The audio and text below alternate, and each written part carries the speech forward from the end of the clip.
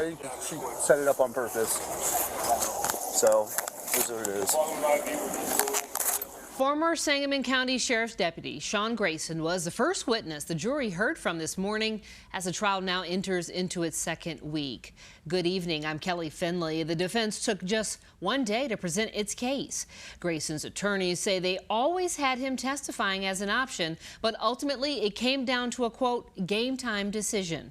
Our Brandon Morano has a recap of everything that happened in court today. Sean Grayson being the first witness to take the stand for the defense was not on our court bingo cards, but that's exactly what happened.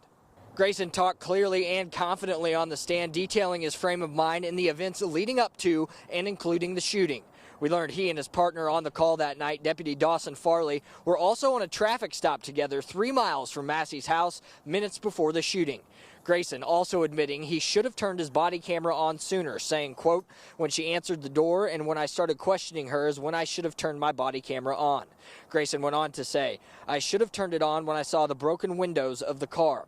Then came the interaction with Massey. Grayson said he thought she was, quote, possibly under the influence of something when he started his initial conversation with Massey after it took her 4 minutes to come to the door.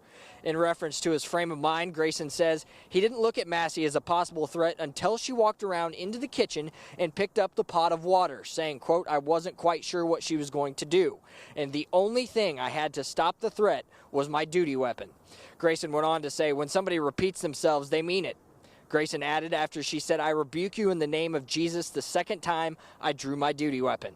He says the reason he approached the counter in the first place was to detain Massey for assaulting a peace officer, claiming he was trying to de-escalate the situation. The fact that Grayson didn't use a taser was also brought up in court.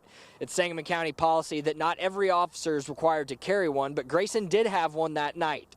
Grayson said, quote, she was wearing layers and both prongs have to stick in for the taser to work.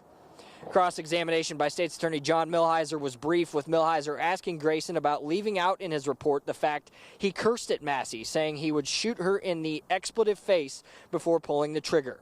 3 other witnesses also testified today for the defense, Kevin Davis and Glenn Corbett, who have both been expert witnesses before.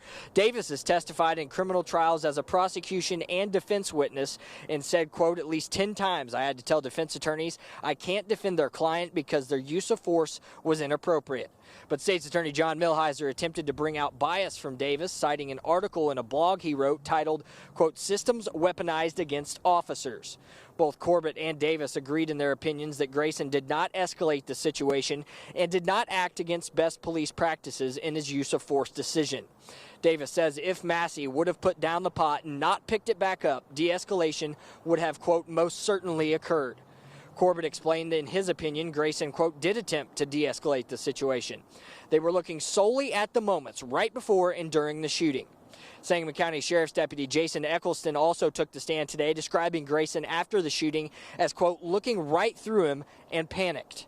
It only took the defense 1 day to present its case. Both the prosecution and defense have now rested. The jury has its instructions, closing arguments, and deliberation will follow.